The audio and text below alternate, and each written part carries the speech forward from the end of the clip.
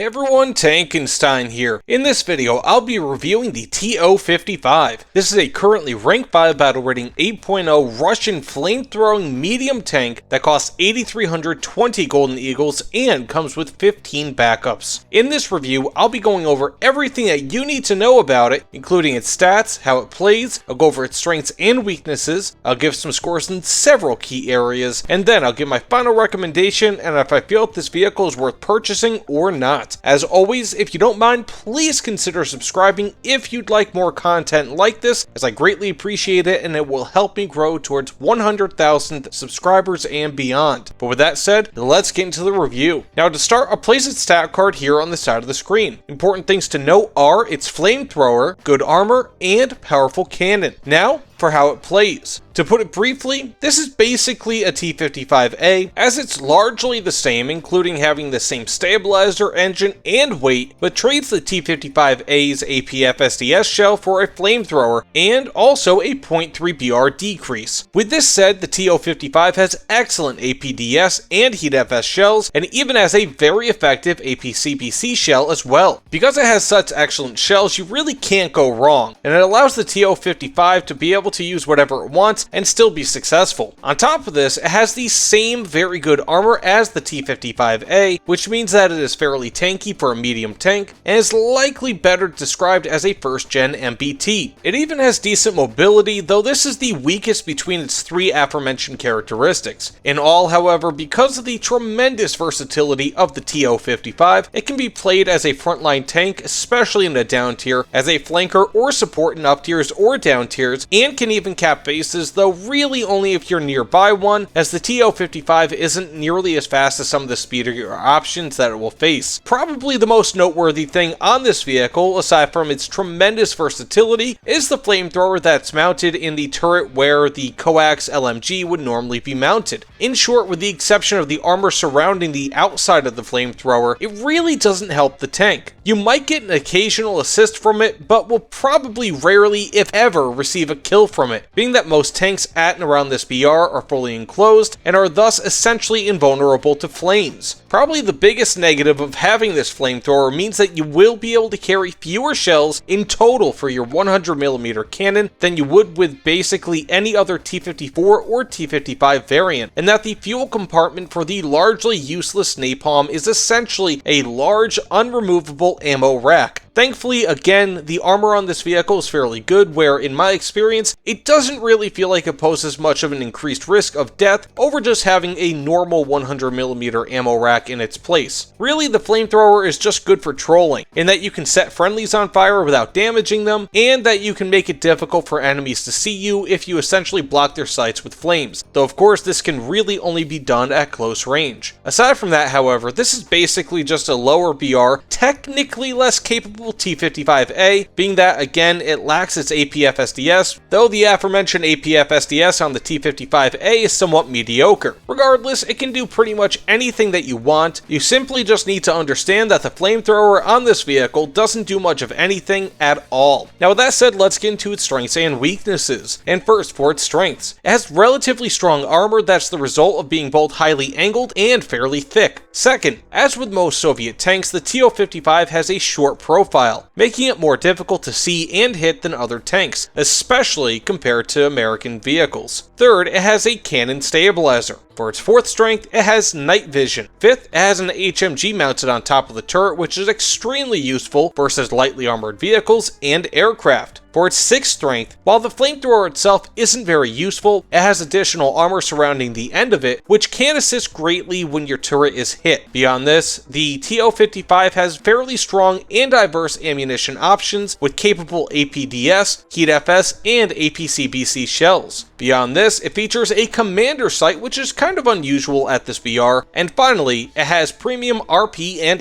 SL bonuses. Now for weaknesses. It carries fewer cannon rounds than other T-55/T-54 variants due to the presence of a very large fuel/ammo tank for the flamethrower. Second, due to its small size, the crew is cramped in the TO-55, meaning that a successful armor pen is more likely to kill the entire crew than it would be in other tanks. For its third weakness, as a somewhat subpar reload rate. Fourth, it has a poor cannon depression angle of only -5 degrees. For its fifth weakness, the Flamethrower isn't very useful against anything outside of open-top vehicles and has a very short range. Beyond this, the Flamethrower fuel/ammo tank is absolutely huge and cannot be removed from the tank or even shrunk. For its seventh weakness, the TO-55 lacks smoke grenades, though at least it has ESS and smoke shells. Beyond this, while not slow, the TO-55's speed is par with other tanks and feels extremely average. And finally, the turret rotation speed on this vehicle is mediocre at best, or could even be considered poor depending on how you look at it. Now with all that said, let's get into how I score this vehicle. And first, for its armament, I give it a 7.75 out of 10. Despite lacking the APF SDS from the T-55A, the TO-55 still has excellent APDS, Heat FS, and APCBC shells, which gives it a ton of variety and allows you to kill your enemies however you prefer. Thankfully, because it lacks the somewhat mediocre APF SDS on the T-55A, it means that the TO-55 has a lower BR, which makes it all the more effective in terms of firepower. Most of its shells can pen essentially all enemies and can do so with good accuracy, thanks to its great cannon and gunner sight up to 7 times zoom, which is decent at this BR. Further, it mounts an HMG on top of the turret, which provides extra firepower against external modules, such as tracks, as well as against lightly armored vehicles and aircraft. The biggest detractors in this category are the fact that the higher penning APDS and Heat FS shells don't always one-shot kill enemies, and further, the reload on the TO-55 is subpar relative to other tanks at this BR, although of course all T-55s and T-54s share this mediocre reload, and its Flamethrower is essentially just a giant Romanov candle. And now for its mobility, I give it a 5 out of 10. Mobility on this vehicle is simply nothing to write home about. It has about a 16:1 horsepower per ton power to weight ratio and a good top speed of around 50 kilometers per hour, which puts it right in line with pretty much every medium/main battle tank at this BR. It isn't good, nor is it bad, and will allow you to move around the battlefield as well as pretty much any other vehicle in its class. Now, with that said, for survivability, I give it a 6.25 out of 10. Because of the excellent armor thickness, sloping, and general shaping of the T-55, especially at the front, it can survive plenty of hits that would kill similar BR tanks. It ricochets plenty of shells and can be difficult to pen without more advanced ammo types, such as the Heat FS and APF SDS. It isn't invulnerable, however, and has thin side and rear armor that can be penned by nearly all tanks with ease. Further, its 4-man crew is extremely cramped and will be easy to kill if the vehicle is penned. Now with that said, overall, I give it a 7 out of 10. The greatest strength of the TO-55 is its versatility. Forget about its largely useless, though of course still entertaining Flamethrower, and focus more on its armor, great armament, and usable mobility, and you will have a great time with this tank. The TO-55 is a very effective tank at its current BR, and even if it sees a BR increase, it should still be very effective. While it is a touch boring, as most T-55s are, it is incredibly effective and should net you numerous kills per match with relative ease. Now with all that said, for my final recommendation, should you buy the TO-55? In short, yes. Maybe I'm a bit biased in favor of the T-55 in War Thunder, as they are among my favorite all-time ground vehicles in-game, but the TO-55 feels like an excellent addition to that lineup. As mentioned earlier, you should totally forget about the Flamethrower, as it means nothing to the combat effectiveness of this tank, and consider it a great combination instead of armor and armament, of which are a winning combination at any BR. At a cost of 8,320 Golden Eagles, which places it around $41